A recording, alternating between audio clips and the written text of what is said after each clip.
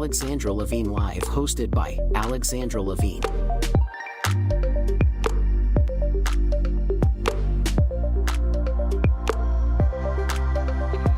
Jersey Shore Podcast, hosted by Damon G.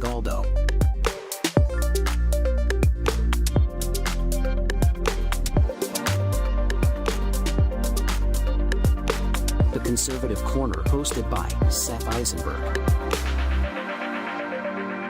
Because the pulse of America beats for God and country, America's Pulse Network is for faith, family, freedom, and truth.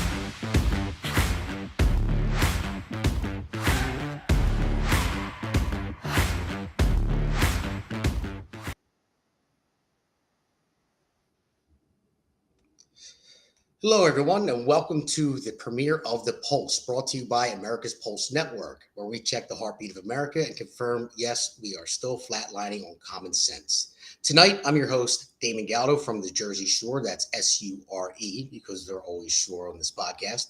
On my podcast, by the way. Now, let's talk about what this show is, what The Pulse is about. We're just a couple of Americans with a dangerous amount of common sense, and I know that's shocking in today's day and age, but we still have common sense. There is some, even though we're lacking.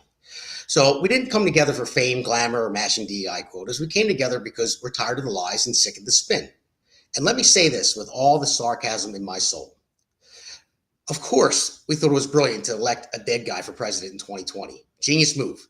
Who better to lead the free world than someone who makes Weekend at Bernie's look like a documentary? We totally support government overreach, reckless spending, and all the isms: socialism, Marxism, fascism, communism, except for the two isms that created the greatest, most powerful, and most sought-out country to live in: capitalism and patriotism. We believe men can become women and women can become men, and your cat might be your spiritual gender guide. We think the borders should be as wide open as Doug Emhoff's nanny, and we definitely love when kids are sexualized in classrooms while their parents are told to sit down and shut up. We support DEI because merit is racist. We chant America last from our climate-controlled Priuses. We're all in on killing babies, canceling God, and jailing our political opponents for having bad vibes. And the grand finale, let's totally eliminate the First Amendment, because who needs free speech when you have fact checkers? Now, obviously, I'm joking. We are the complete opposite of that garbage. We're here because we believe in truth. And the thing about truth, it doesn't care about your feelings. It doesn't bend for narratives. And it sure as hell doesn't come with a trigger warning. Every week, right here on The Pulse, we're bringing you unfiltered, uncensored, unindoctrinated truth. No corporate overlords, no propaganda, no political puppets, just facts, freedom, and a whole lot of fire. So grab your coffee, your Constitution, and maybe a stiff drink, because America still needs a wake-up call, and we're here to deliver it loud and clear. This is The Pulse, and we're just getting started. So now, for tonight, I want to introduce our host. I'm going to welcome Alexandra Ltd, a.k.a. our own Peter Ducey, firebrand from Alexandra Ltd Live. Thank you so much for having me. No problem. Also, our other host, Seth Eisenberg, who's filterless, by the way, from the Conservative Corner. Hey. And our guests tonight are the fearless queen of bass, Elane Barbera from the Bass Mother. Hello. And the never phased Tim Fazenback. Tim Fazenback. Sorry about that, Tim. I swore I wasn't going to get it wrong. But it's all right. I'm the DEI hire of tonight, so we're all good. Got it. So, all right. Well, so we're going to go into our first segment. Our first segment is Cold as Ice, and we're going to be talking about Ras Baraka, who is the mayor of Newark, New Jersey. He's also running for the governor of New Jersey, and also woman, Bonnie Watson, as well. We're going to play a quick clip and just take a look at it real fast, and then I'll get into it, what it was. Circle the mayor. Watch out! Watch out! Circle the mayor. Don't touch us! Don't do it. Back up. All right. Back up. Back up. Don't touch us! This is not right!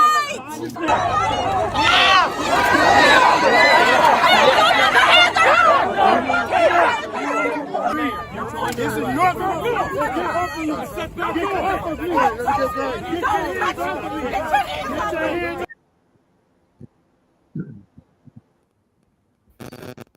Now that right there was elected officials at their finest. They're Democrats, of course, trying to break into an ICE facility in Newark, New Jersey. A new ICE facility just set up. It was brand new, probably better than any prison system out there in the state of New Jersey. And they decide they're going to try to break in.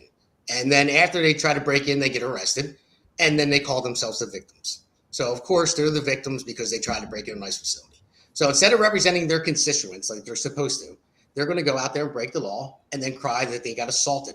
When we actually see them pushing their way through and pushing federal officers and ICE officers, and they wound up getting arrested. And of course, they're not to blame at all. They're the victims. So I guess what do you think? We'll go to Alexandra first. What do you think about something like that? I think it's disgusting. These are elected officials. They're going against their constituents. The fact that they're supporting these illegal criminals instead of supporting the Americans that voted them in is asinine, and they all need to go to jail, in my opinion. I think we're all on the same page with that for sure. But all right, now I'm going to go to. I'm sure we're going to get something really good out of this one. So you smiling already? He knows I'm going to. Seth, let's get your thoughts on this one. All right. Well, the first thing, I was raised by a police officer, so I firmly believe in law and order. I was raised like that. Secondly, the second you touch a police officer or a federal agent or anybody who's in law enforcement, you need your mouth split wide open. I don't care who you are. You don't get to go around touching people, especially police officers, when they're trying to do their job. They weren't acting outside the scope of their power. They were trying to keep them out of a detention center. And the second those Congress people put their hands on those cops should have started splitting wigs. Those people are no different than me. If I pushed that cop, he'd have punched me in the face. They should be treated the exact same way as anybody else. And then when they're picking their teeth up off the ground, then they get handcuffed and drugged to a cruiser and taken to the local lockup. It's that simple. You don't get to hit cops. You don't. I don't care who you are. No, I'm with you there as well. I mean, as you think about it, I want to compare like the left. They always try to blame everybody. And I'm going to take this to you, Elena, afterwards. They always try to blame everybody for exactly what they're doing. And that's straight out of Hitler's playbook. Joseph Goebbels, Hitler's minister of propaganda, he once said, accuse the other side of that which you are guilty.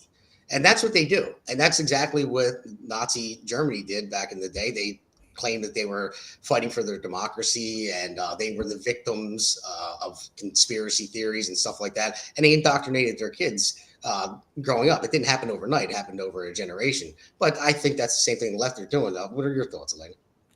Oh, well, absolutely. I mean, we've been gaslit by them for years on every single thing that they have accused us of doing. They're doing. It's like being in an abusive relationship with my government. That's how I feel. That's what it's been for years now. But the thing that I think we have to talk about is that members of Congress by law do have the right to enter and inspect and offer oversight at ICE detention facilities. They can. The mayor has no right. And anybody else that they're going to bring in who's on a short list of people that have rights, like staff members of Congress, they require at least 24 hours. And in most cases, Congress is allowed to go in without any notice. That said, they were interfering with the prisoner transport. They were putting their hands on officers. They brought a crowd of protesters with them. They were not going there because they cared about the prisoners inside. They were going there to put on a show, and put on a show they did. Yeah, they did. I mean, it was a disgusting display of a show. And the thing is that most of the mainstream media eat it up and they say, oh, look at it. They care. They care about the people. No, you're right. It was a prisoner transfer. They were getting off a bus when they tried to push their way in. So Tim, what do you have on this? It's really hard to watch because you notice there was muffin top in there with some of these people. And I get the feeling when I see the bulldozer, LaMonica Ivor, running through, she looks like Tommy Boy, just a fat guy in a little coat. It is hard to watch. But, you know, and then Elena was talking about the government was like, we're in an abusive relationship. Yeah, it's like we're married to like Sean Diddy Combs right now. It's terrible. So, but what you see there is everything was staged, and they think that what they're doing is actually working. But you know what? Black, white, doesn't matter, Hispanic, we all look at it as you're putting us last. You're putting the Maryland dad, and I'm from Maryland, who was the MS-13 guy, Kilbreo, whatever his name was. You're putting him before you're putting that homeless veteran. You're putting him and those types of people before your grandmother, my grandfather, my uncle, my cousin who might have addiction problems, my person who has, you know, just anything going on. And when you do this, you're only hurting yourself. And that's why you're seeing the rise of identity politics, and you're seeing the rise of patriotism again. There's nothing wrong with nationalism and believing and being proud of what you have. I'll leave it there because I got some PC issues I'm going to take care of. Okay, you got it. So yeah, I know. I mean, you would think that a lot of people are just fed up with this already, which they are. That's why Trump won in November. But the only thing I keep telling people, and all listeners out there too, you can't take your foot off the gas. You got to keep going, because they're obviously, the left are willing to die on these 80, 20, 90, 10 issues for whatever reason, and they can keep trying to do it. Let them. Yeah, it's only going to piss more people off. It's only going to keep more people like us involved, you know, because it really, every time I see it, I can't stand it. And it's just, you know, I just hope everyone listening out there, you know, pays attention to this stuff and realizes what it is. Stay away from your mainstream media. Go. I mean, I always tell people, even when I talk about stuff, you don't have to believe me. Look it up yourself. You know, I prefer for people to do that instead of watching mainstream media, because they're just left propagandists, you know, mouthpieces for the left, and that's all they are. But so yeah, we have and again, I want to thank everybody for joining us too. I forgot to say that. I really appreciate that. And this is the premiere of The Pulse, and we're all excited to get it started. And we're going to have many other episodes every Wednesday at 8 p.m. With different guests, different topics, of course. So for right now, let's roll into the next topic. We're going to talk about Trump's trip to the Middle East, and there's probably a lot to talk about there. He gave a couple good speeches, and I think he was right on point with it, and I believe he cut some good deals. So let's roll in the segment two. Among others, and friends of mine, people that I have a lot of respect for in the Middle East, I will be ordering the cessation of sanctions against Syria in order to give them a chance at greatness.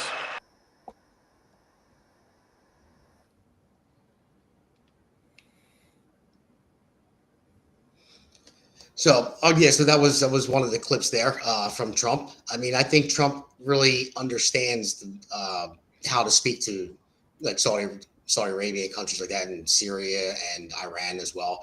I mean, when you go over and you speak to countries like that, you don't go over there and preach democracy, and they're not with liberal unity like Biden always and Obama would always say. You know, they're pretty much set in their ways for now. I mean, look, you had dictatorships. You know, for hundreds of years, going back to, you know, the kings and queens of England and all that stuff. And it didn't change overnight. So you're not going to change them overnight, if at all. But you have to go in there and kind of speak their language. You got to speak commerce, the pocket, you know, and that's what Trump is doing. So I guess, Tim, we'll go back to you on this one and just check on your camera issues. Everything good?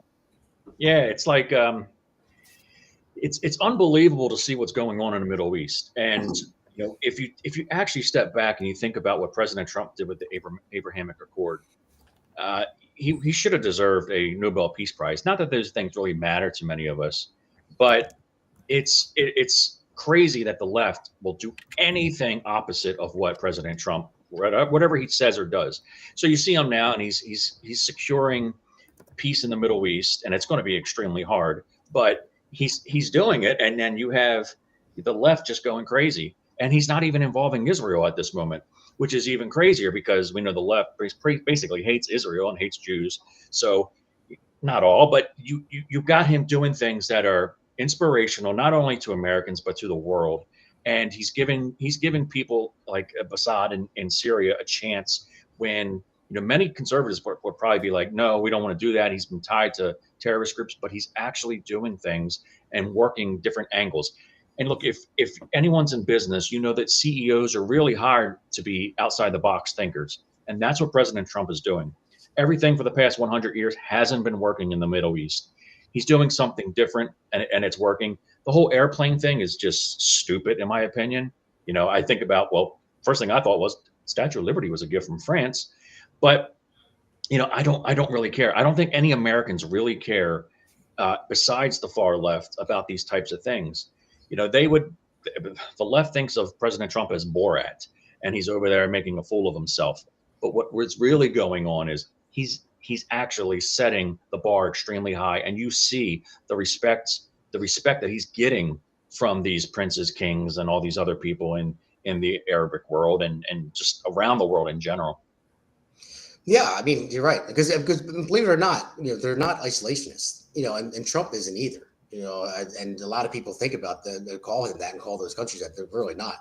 So I believe we have some more clips. Let's play another clip and then we'll take it down. But with that said, Iran can have a much brighter future, but will never allow America and its allies to be threatened with terrorism or nuclear attack.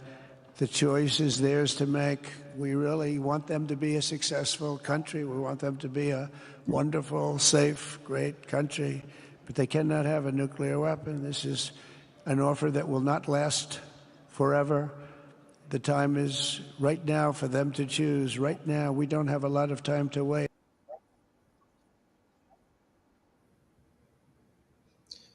Now, Alexandra, I'm sure, you're probably the best go-to person to talk about this. I know you're heavily involved with this trip. You were following it very closely.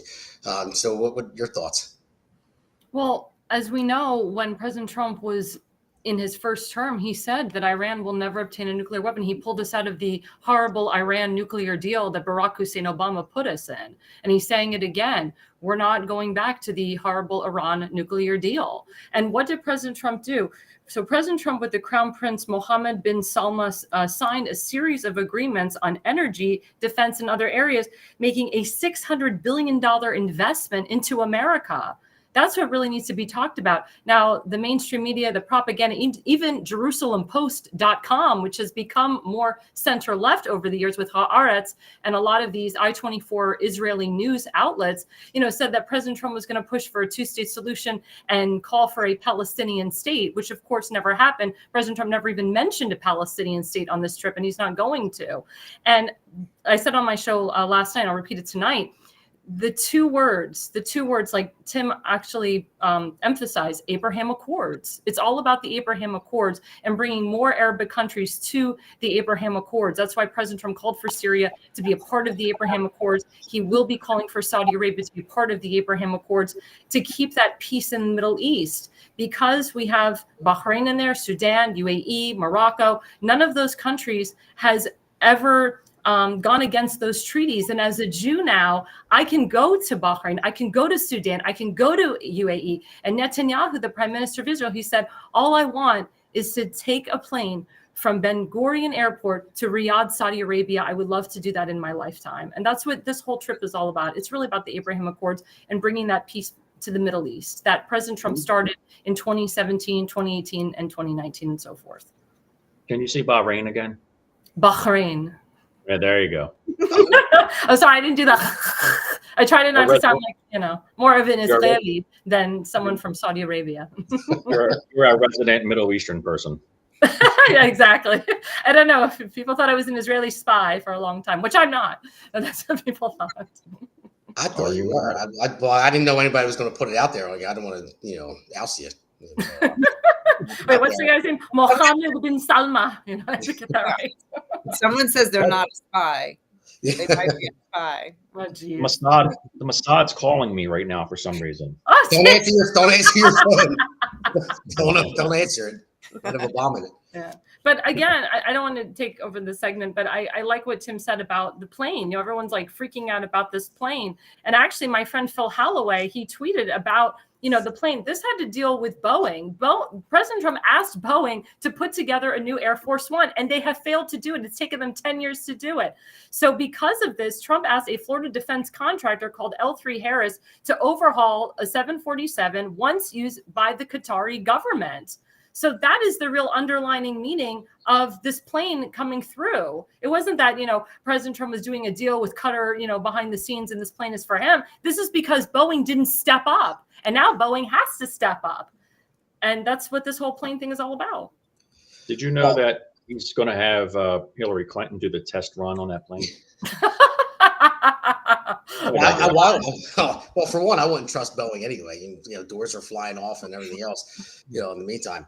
But as far as the plane goes, I don't think it's just another distraction. I don't think it needs to be even talked about. I don't think it needs to be accepted either. He can if he wants. I really care less, but I don't think it's necessary. And plus, you're going to waste how much time to overhaul it and check it for Chinese, viruses and bugs and everything else. So there's no reason to take it as Air Force One, not from another country, especially from Qatar, or Qatar, however you want to pronounce it.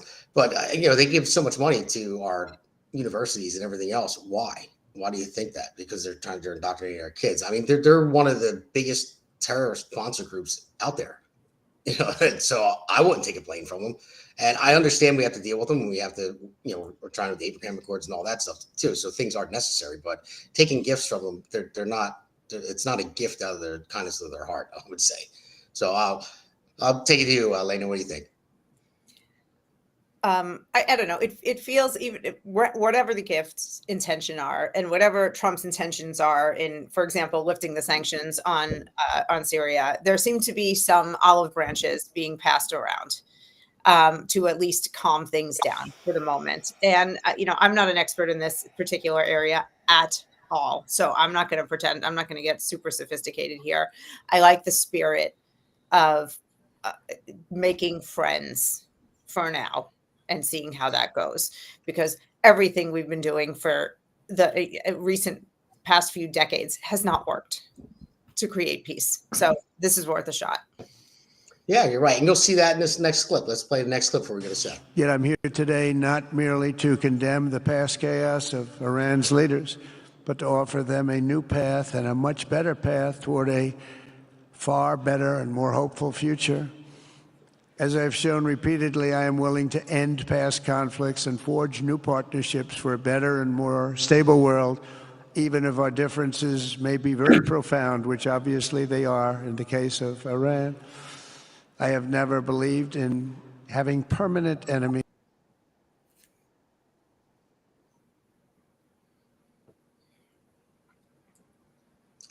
All right, so that's that clip. Seth, in the end there, he was saying he never believed in having permanent enemies. And he goes even further to say that, and I think that's important. You don't need to have a permanent enemy. He even goes on to say we used to be enemies with many other people, with England, with Germany, but now we're allies. So that's a point he was trying to make. So let's hear from the unfiltered. Well, I was in the military, so I've dealt with those people firsthand, and I don't trust them. Not a single one. We're talking about countries that still behead people, cut people's hands off for stealing, subjugate women, deal in slavery, and in their religion, they are allowed to lie to you.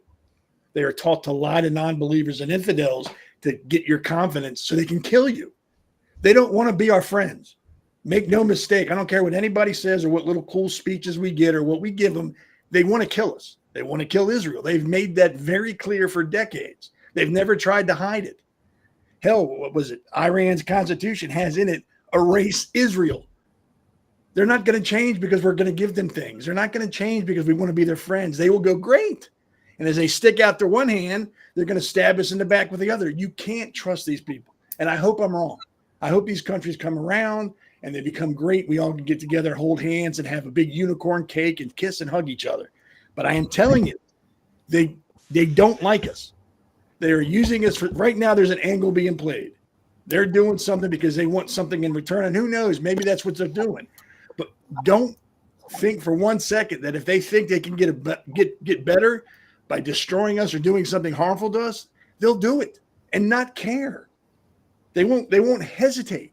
We're not talking about people we're dealing with. We're dealing with a religion.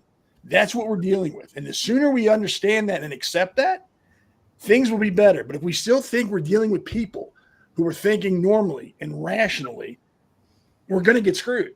They don't like us. Seth, I hear what you're saying, and I don't dispute it, but I would venture to think that they would say the exact same thing about us. And quite frankly, our government isn't a Muslim government, but our government is pretty damn evil too. And they have every reason to not trust us either. So when, you got two devils trying to dance together, my hope is just that they'll both get enough from each other that they'll all calm down. Well, I don't think this is actually going to be a real love affair. I would rather deal with a devil that doesn't cut people's hands off and slaughter women because they take their mask off. I'll deal with my devil. My devil doesn't kill women. My devil doesn't kill homosexuals, doesn't sell children, doesn't have child brides. Those people are evil. We do sell children. We can try to compare them to everybody else. Our but government they're evil. I've been there. I've seen these people. They are evil. So is our government. I'm not saying they're not. But not like that. That's barbaric. 500,000 children lost at the border. We are the biggest consumers. The children here are lost. The children there are killed and sold off. So we know where they're at. We're selling children here too. That's what I'm saying. When have we sold children? When do we have grown men marrying 12-year-old girls? Why? That's not the largest sex trafficking operations on earth here in the United States. I guarantee you, most of them up in the Middle East. And it's all going to Nancy Pelosi's face with that adrenochrome. It's not fair. It's all going to the D'Alessandro family. I'm just saying you can't trust them. You're making it seem like they're you're comparing evils. Our government does the most horrible shit. I've been overseas. I've dealt with those people. They are fucking evil. Well, I can tell you, evil. I'm not disagreeing with you. I'm just saying they're saying the same thing about us, and our government. government They say about everybody. They say about the Quakers, the Amish, the Canadians. We're all infidels. Did you call me a cracker? Yeah, I did. Well, I can tell you one of the. We don't deserve to live. It's taught. That's their religion. We don't deserve to live. It's that simple. We are less than. Like everybody is less than in Islam. We are less than. And that's how they view us. That's how they treat us. That's how they deal with us. Well, I agree with both of your points. I do. I understand. I think they are evil too, but you can raise evil. You can make evil. The only way to get rid of evil is kill it. What's that? The only way to get rid of evil is kill it. That's how they feel about us. And they've been doing it. They did it in New York, 9/11. They do it every day over there. There's so much crap that goes on in the Middle East that we don't know about. It's ridiculous. And it all boils down to them thinking they're superior. It's that simple. Well, I hear you there, but one thing, of course, I trust my country before I would trust theirs. And I think that we do have better morals than they do. I do believe that. But at the same time, if you look at it, it's never ending. You can have a terrorist come and blow up a building here and people die. And then we have airstrikes over there. And then, a son sees his father, blown up right in front of him. Then what? Then he's going to grow up feeling the same way. And it's a vicious cycle over and over again. And that's the hard part to stop.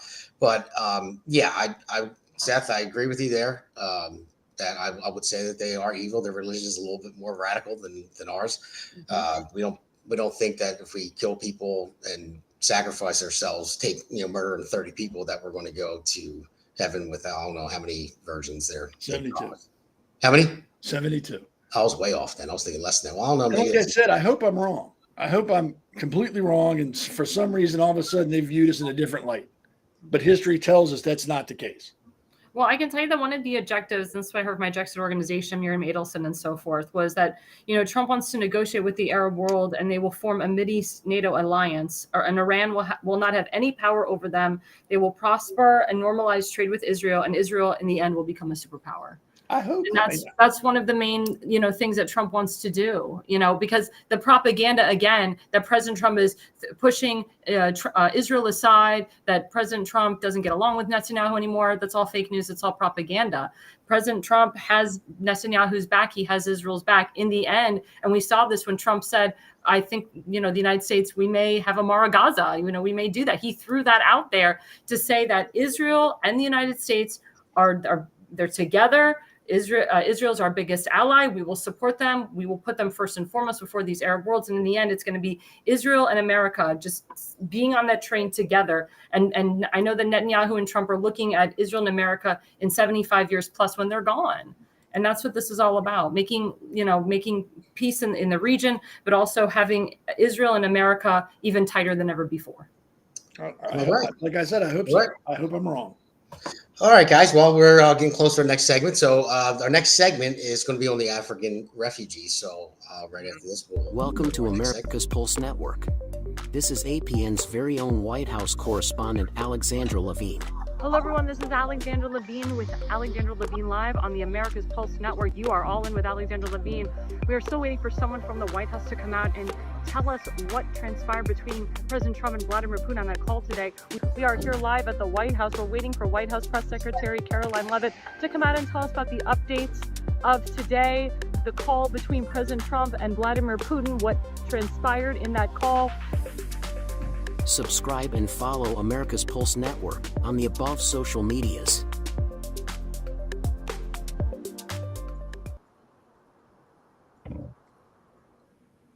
All right, everybody, welcome back to our next segment. Welcome back to the Pulse, everyone. Thank you for joining us, all the listeners out there. Again, this is the premiere of the Pulse. It will be on every Wednesday at 8 p.m. Eastern Standard Time. So always feel back to come back and join us after this. We're not over yet, though. We're on segment 3. So segment 3 is we're going to be talking about the African refugees that just sought asylum here in the United States. Now, Trump and the administration has kept a lot of flack over it because they're from South Africa and they're white. So the way I see it has nothing to do with the color of your skin or your race. I would say the number one thing, number one is they did it legally. They did it the right way. So there's no complaints about illegal border crossings doing it the wrong way. They were actually in trouble. They filed a claim for asylum and they were given it. Now, there's also other pluses to it too. I mean, they do speak our language, and they're, if you want people to come to your country, not the fact, I wouldn't say that people don't speak English or they're not used to your culture, or they're seeking asylum, everyone should still be given that chance. But it's easier to assimilate people that are part of your culture. But that's not the only reason. The main reason is they did it legally and they were in trouble. Their lives were in danger. They're killing white farmers over there, and there are clips out there showing that. So let's play the clip for this segment, and then I'll take it to you, Seth, while you're still on fire after this clip.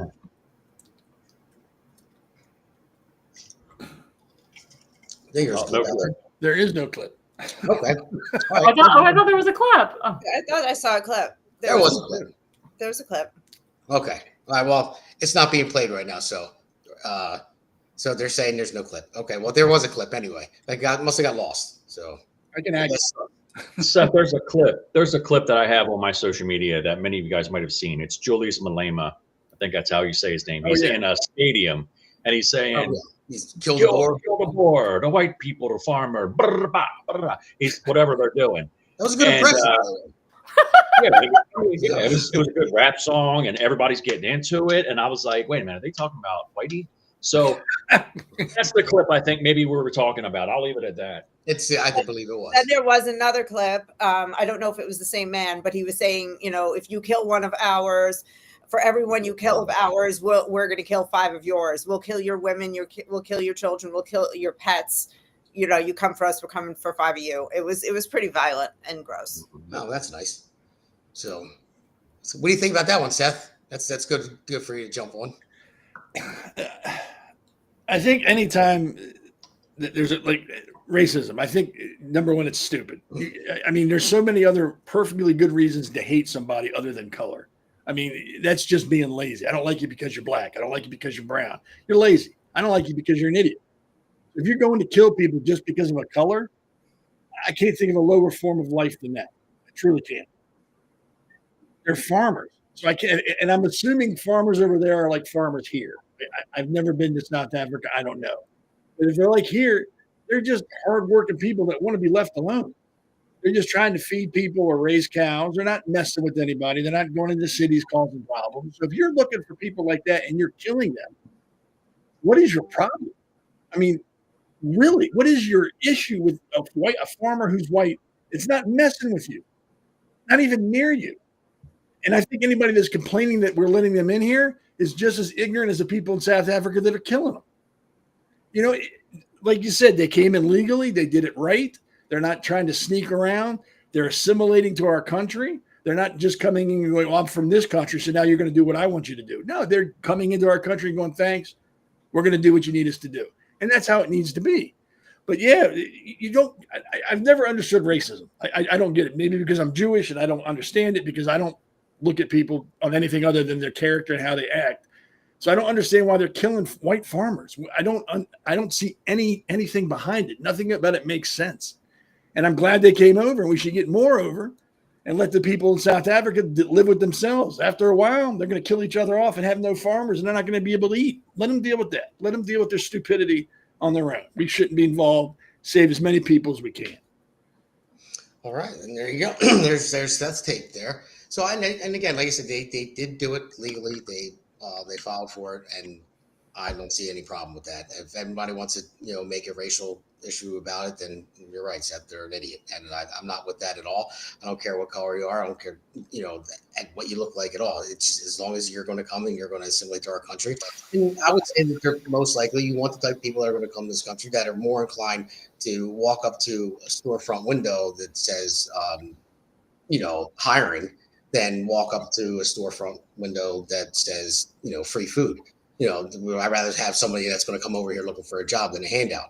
And so we're here. We'll go to you, Elena. What do you think? What's bothering me most about this is seeing people on Twitter and in the news basically denying that white people are being killed in South Africa and saying it's not happening. And the only reason we're taking these people is because they're white. And it's insulting to what's happening. I mean, probably everyone here has known for years that these farm murders have been happening. I just learned about it last year myself. And when I looked into it, I was so saddened and horrified. So you have that. Then you have like Al Sharpton saying, oh, well, these people probably aren't even vetted. How do we know they're any good? And like 10 million plus came in unvetted, unvaccinated, without any sort of refugee asylum status. And he didn't say a damn thing. But like a few dozen white families come in, and all of a sudden we got this big crisis. I mean, these people, it's just outrageous. Absolutely, it is outrageous, and it's nerve-wracking. It really is, because it really makes me sick, honestly. When people bring stuff like this up, because they're just looking for it. They're looking for a problem. They're looking to race bait, and I can't stand it anymore. I'm so tired of it, and I'm sure you guys are as well. I mean, Alexandra, what do you think about this? Well, I think it's really rich of the lawmakers that are supporting, Kilmar Garcia. They're supporting all these illegal terrorists, these illegal criminals, but yet these people that have done it the right way, where's the lawmakers? Where are they? Where's Johnny Oshefsky? Where's Fizzle Gray? Where's Governor Westmore? Where are these congressmen and senators from Maryland? I say this because Maryland is supporting, all these illegal terrorists, and quote, Maryland man. But where are they? Where were they when all these people who came in the right way came in the right way? Why weren't they there? And I really hope that the American voter really sees the difference and the hypocrisy between lawmakers that are supporting illegal criminals and illegal terrorists, as opposed to lawmakers that aren't supporting people that are coming in the right way. Frizzle Gray. Well, I don't know, Tim. What do you think? You think we should have just sent them to Martha's Vineyard? You think it would have been a problem then? That would be amazing. They would probably accept them into Martha's Vineyard because they look like them. Hey, but with the left, I love to troll them, and when they start talking about it, I say, well, how do you know they identify as white? And they back up. They're like, well, they look white. I mean, they look white. I mean, the Pope is white, right? Oh, but the Pope has black roots now. And now they're like, oh, well, the Pope's great because he's the first black Pope. The whole skin thing is stupid. I think most of the world is seeing it now, that there's been the attack in this country and in Western society that white people are bad and whatever. Look, everybody has their faults. And nobody really generally hates anybody based on their skin color. Not all cultures are the same. And we see that happening in places like South Africa. You saw it in Rwanda and Zimbabwe and other places around the world. To just isolate a person because of the color of their skin is stupid. To kill somebody for the color of their skin is stupid. To want to be different and away from different types of cultures, that's fine. Because look, people do want to be close to people that they're like. But this has nothing to do with skin color in America. It has skin color implications in South Africa. So when they say, oh, this is all white supremacy, you know what? Most of us are mixed. And if we all supposedly come from one person, then aren't we all kind of the same? And skin color doesn't really matter. But when you tell that to them, that doesn't matter. So you have 49 people that come into this country who appear to be white. Let's call them white. And you have 40 million illegals over the past decade come in that probably are from third world nations that probably aren't white. Where's the balance? Why is it racist when you have 49 white people coming in, but not racist when you push 40 million people from places that aren't typically white and done on purpose by Ted Kennedy back in the 60s and the left-wing movement to bring in people that weren't from Europe. And it was all by design. So let them cry, but to protect 49 people that are dealing with crisis over there, a real refugee problem, that is what America's about. We help those people. We're not going to help freeloaders. If anyone from any country, any color needs help, America will help them. But we're not going to be isolating people just because they're white and not let them come in. Yeah, but I personally think it's not really because of white and black or race or anything like that. People use it as an excuse. That's what it is. It's an out to get away with something that they normally wouldn't get away with. You know, they'll play the race card all the time, whether you're white playing it or you're black playing it or you're brown playing it, whatever it might be, or Asian. So if you use race for an excuse, then that's your easy way out because you want to do something fucked up and you know it's wrong. And you did it, and now you're a victim because you're this or you're that. And then people just want to keep it out there. I mean, Morgan Freeman said it the best a long time ago. You know, how do you end racism? He said, stop talking about it. Yep. You know? So, I mean, that was the simplest answer I've ever heard and probably the best. Stop talking about it. But people don't want to stop talking about it, especially the left. They want the division. They want the hate. They want the divide because that's what they use. It's what they use for elections. They use it for votes, and they use it to keep people divided right down the middle. And so we got to go to Seth real quick because we only have a little bit of time for this segment. I agree with what everybody said. I mean, who cares if they're white or if purple with 7 arms and 2 eyes? If they're being attacked and victimized, help them. I don't. That's all I care about. Are you a victim? We're going to help you. That's all I care about. Nothing. Everything else is smoke and mirrors. You're being murdered. We're going to help you. As long as you get to this country, like Tim said, and you don't expect a handout. If you get over here and you assimilate and you work with it, I have no problem helping you.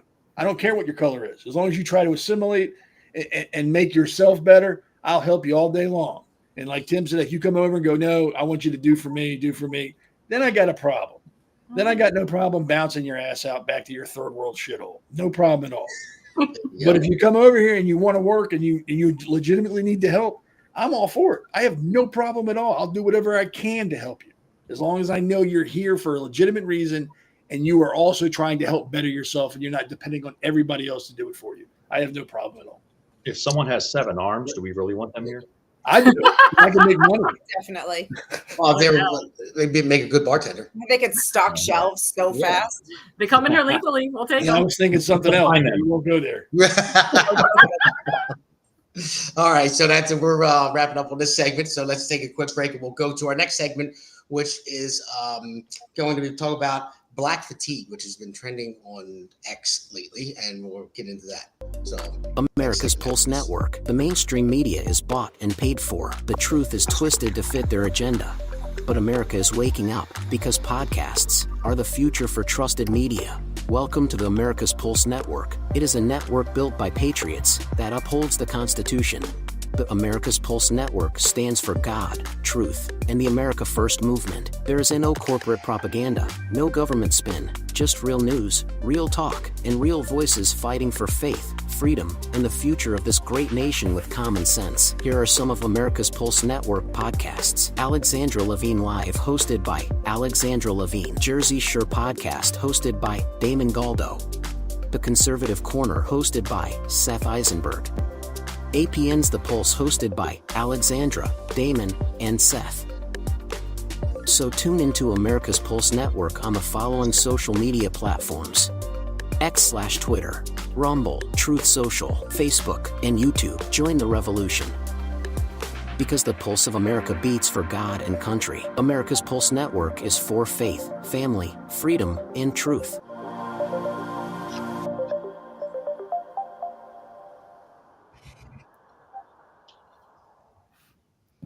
All right, and everybody noticed that last word, and that was truth. And I said it before, the thing about truth, it doesn't care about your feelings. It doesn't bend for narratives, and it sure as hell doesn't give you any trigger warnings. So this is just going to be truth coming out. Let's play the first clip because it's going to get into why this topic we're going to talk about could be looked at as controversial, but it's really not. It's just the truth, and it's a fact, and it's what's trending on X right now. And Black there's a good reason fatigue for is it. real. So let's play the first Everybody clip. is tired of black people, but it's two specific types of black people that everyone is tired of. Number one, everybody is tired of loud, ghetto, and ratchet, and violent, and mean, and angry all the time. Everybody is tired of them. Nobody wants to deal with them. Even other black people do not want to deal with these people. You know when you see them in public, you know when they're going to give you attitude at the CVS.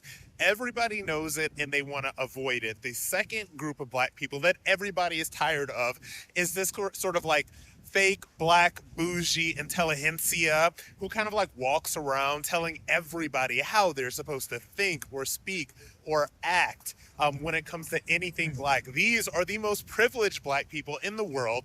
These people have built enormous platforms and have so much money, and yet they are still perpetual victims all the time. And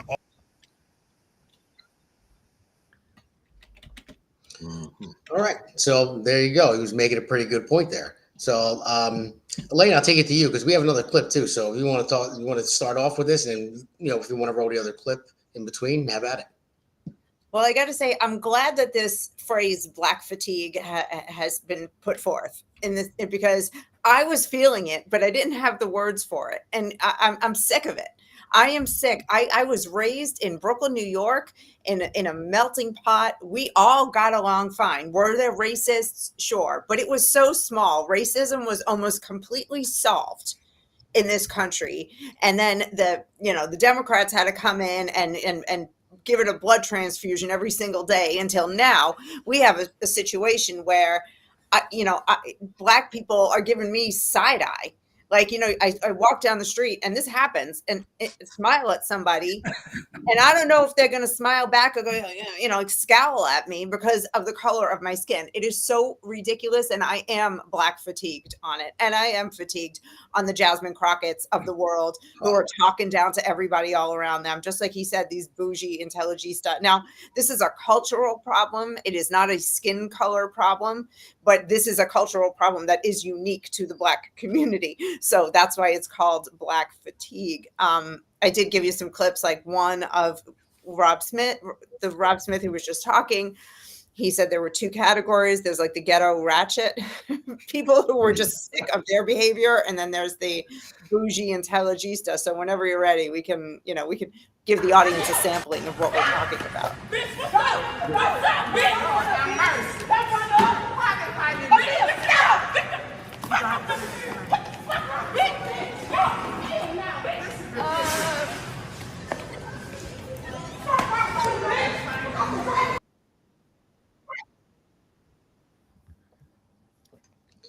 That was more ass than a donkey.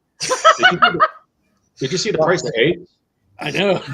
That was the produce section. What is going on? I forget the name. I saw that on Instagram. Actually, I forget the name of the guy who was narrating it. There was a black guy in these conservatives. Morgan Freeman. Well, maybe it was. Maybe it wasn't all of them. but he did a nice narrating of it, and it was hilarious. I mean, that scene wasn't hilarious, but what he was saying made it out to be. It actually was. But yeah, I mean, it's like, come on already. That would fatigue the shit out of me. It's like you're going out to go food shopping, and then you have that breaking out. No, I can imagine being in ShopRite going by like, well, maybe my wife, because she hates when I food shop. It's not a sexist thing. She just doesn't let me food shop.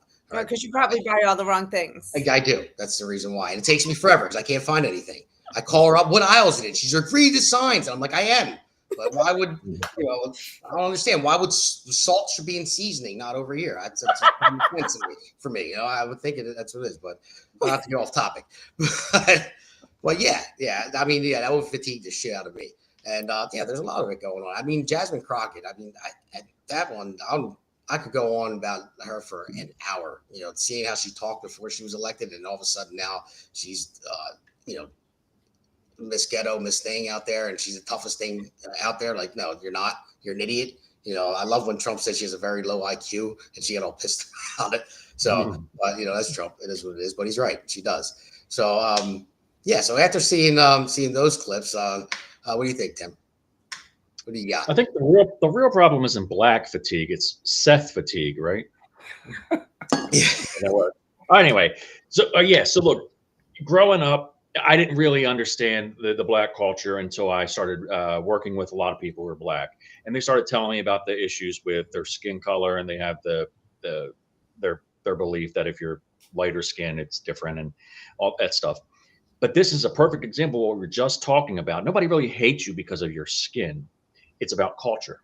And unfortunately, a lot of black people get tied into that ghetto culture. And it's not necessarily fair, but that there is a stereotype there because it does happen. It's just like being white and you have the white trash people, and then you have your, middle America white people, whatever it's going to be. And it's been hard for a lot of black people who do well and want better, and they want to be assimilated into what typical American culture would be. It's hard for them to stand out because they got to keep facing the fact that other people with their skin color have a different culture, and they keep tearing down everything that it means to be American. These types of issues are just ongoing, and we've placated it for so long, and now we should really isolate it and say, you know what, this is not good. It's kind of like the English with the English people have their, I think, Cockneys over there, and they're considered the trash in a sense with their accent, and they commit crime and all that stuff. It has nothing to do with skin color. It's all about race and how you act, and we don't want to see this anymore. And it's uncomfortable to be around, and it can be intimidating. And at the same time, being a mental health professional, a lot of it is projection. It's because they feel like they are fighting a system that they'll never win, and they need to be more vocal, more loud to get attention. And it's unfortunate, but we got to find a way to not reward that type of behavior, reward the people that want to do well and give them a helping hand, and not placate this type of behavior. All right. And you're a mental health consultant? Well, I was an executive in the mental health field for a long time. So I look at things through a mental health perspective a lot of times with different issues. So the longer we're on these shows, you'll hear my perception on a lot of things through that lens. I didn't need all that. I was asking for Seth. So. Oh. Can I talk to you later, Tim? I'm asking though, like, how do you explain all of these street brawls? So that the produce brawl we just saw, that is happening all over the place. I mean, there are more videos coming out day after day after day. Like, that's just a way of life. Like, I'm sorry, you definitely have more experience than I do in the mental health field, but like, I've dealt with a lot of crazy people. That is just you can't even say, oh, they're just projecting on their deep-seated feelings of, being second in American, whatever, cultural infrastructure. It's like, it's not that deep. They just have zero class. They have zero emotional control. They don't know they don't even know how to have the slightest conflict. I wanted that banana, but the lady there took it before I got to it. So I'm gonna throw a shopping cart at her. What's going on? I can't. I'm sorry. I'm done making excuses for people acting like that. Did you have to say banana? I wasn't going to say it. They weren't produce. I thought maybe it really was. And I'm like, oh, here we go. Now we're just now we're I eat bananas like every day. I eat bananas all the time. That's why I wish I had said orange, but I didn't. I already said this segment was going to be controversial. Now you just the case. If I can respond to that real quick, you're right. I mean, a lot of it's Maslow's hierarchy of needs, and if people aren't familiar with it, there's your basic needs that you need to survive, and then it moves up and through civility in a sense. And a lot of it is tribalism, and it's impulse control, and it's about giving me what I want, and it's about feeling good now, not building for the future. And a lot of it's learned, and some of it is innate, and so you can't make excuses for them. In my defense, I was trying to play devil's advocate a little bit because I do understand that some people do feel that way, but really it is something innate and something learned that we need to stop and correct in those types of cultures. I think the big problem is, and I think it was last year they came out with a report. It said 48% of Black homes have no father. There's no male figure in that home that teaches people, hey, you don't do that, or you do that, and if you do this, there's going to be repercussions. Without and people, I mean, it's vogue today to knock fathers. You don't need a father. Single moms are the greatest. You don't need no man. I'm a strong, independent woman. That's what you get when you don't have a man in the house. And I'm not knocking women. Don't get me wrong. You need a mother and you need a father. They teach different things to children but they need to learn from both. And if you just have one, I mean, there's statistics that tell you without a father in the house, your kids are more like 60% more likely to drop out of school, 40% more to be arrested. Yeah. Higher percentage of being pregnant before you get out of high school. It's important to have a father. And if you don't believe me, watch those clips. And I can guarantee you there is no father in their house. And there has never been. And when it gets down to it, I blame the government because they pay people not to have a father in the house. I will give you money and food if you're single and have 45 kids. And that's how it goes. I think if you start putting fathers back in these people's houses, I think things will change. And again, it's got nothing to do with skin color. This transcends race. Without a father in a house, your kids are doomed. No, you're right about that. Yeah, you're absolutely right. And again, you can look that up at statistics. I mean, that's exactly what it is. It's not. That's science. Yeah, it is. It's science. So you're right. So Alexandra, you want to take us out of this segment because we're about to wrap up. Yeah, I just wanted to give it kind of like my perspective of being in retail and being a professional opera singer. So one of the biggest musicals is Porgy and Bess, which is usually a Black cast. But that was one of my audition songs that I sang was Summertime. It's a very famous song. And I had a teacher tell me, you know, Alexandra, you sang the song so well, but you know what? It just sounds so much better when a Black woman sings it. So I dealt with that. You know, I dealt with that my whole life. Then I went into retail and I was working in retail, and also I get my hair professionally done. There's certain products that I want for my hair. And I've had people tell me, well, you don't have Black hair. You're not Black. So that hair, that shampoo, that conditioner is not going to work for your hairstyle because you're not Black. But I never was like that. I was like, this is an oil that works for all hair types. This is a perfume that works for all skin types. I never discriminated between, well, I'm white, I can only use this product, or I'm white, I can only sing this particular song. And that's what I dealt with pretty much half my life in the retail life and in the opera life is I could not sing certain songs because I was white. I couldn't wear and use certain products because I'm white. But to be honest with you, we're finding out, and Tim knows this, that most Jewish people are not even white anymore. Some of us are Black. So, you know, before they judge me, just because I look white, there could be a little Black in me. So be careful. So that's all I have to say about that. Hey, I'm Sicilian. Hey, look. Yeah, the Moors. It's a Maury, yeah. Hey, Hey, what are you doing over there? And I got family from the Bahamas, so There you go. That's Black. Let's change the name of the show to the Black Pulse. There you go. No, the Finster Pulse. The Finster Pulse. Hey, give me a couple more weeks out in the sun. You know, I'll be speaking Spanish to you guys. So everybody comes up to me and speaks Spanish right from the gate. I'm like, I took it in high school, buddy. I said, but I'm not following you. So, all right, everybody. Listen, thank you for joining us. I mean, great show, great premiere. Loved it. You know, a lot of stuff to talk about. We could have talked about so much more, but we're running out of time. And all the listeners out there, thank you for joining us. We will be here every Wednesday at 8 p.m. And you can catch us live on Rumble, YouTube, if you just look up the America's Pulse Network. You can also go to our Facebook pages, our X pages, our social media. You can follow us on that. It was all put out there in the promo. But hey, listen, next week, Wednesday night, 8 p.m., come back. And like the doctor always says, come get your pulse checked. And we'll be here for it. All right. Thank you, everybody. God bless America. Have a good night.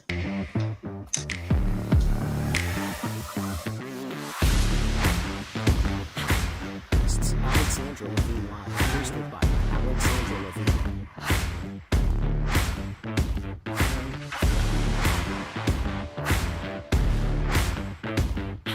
Jersey Shore podcast, hosted by Damon G.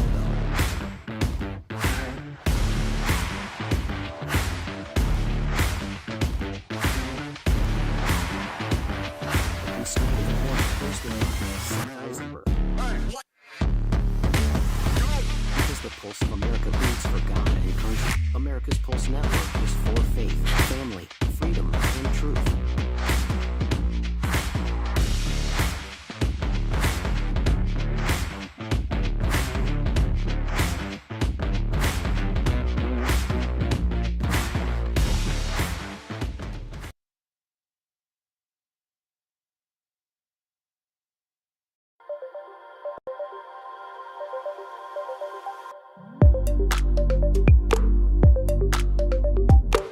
Alexandra Levine Live, hosted by Alexandra Levine.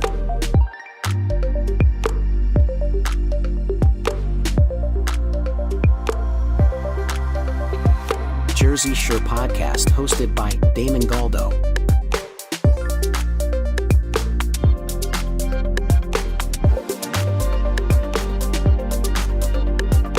The Conservative Corner, hosted by Seth Eisenberg. Because the pulse of America beats for God and country, America's Pulse Network is for faith, family, freedom, and truth.